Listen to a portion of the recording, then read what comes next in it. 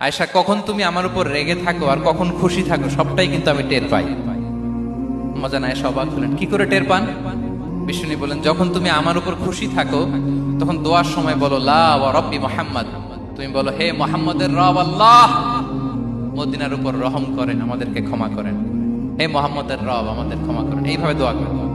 আর যখন তুমি রেগে থাকো তখন আমার নামটা মুখ দিয়ে নিতে চাও না,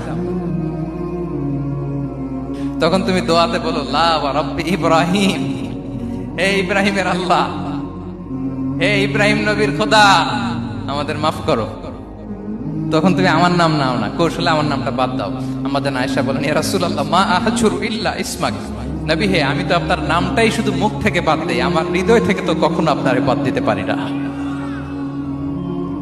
এটা ঠিক, তখন রেগে থাকি, আপনার নামটা মুখে নেই না, কিন্তু হৃদয় থেকে তো আপনাকে সরাতে পারি না। সুবহানাল্লাহ।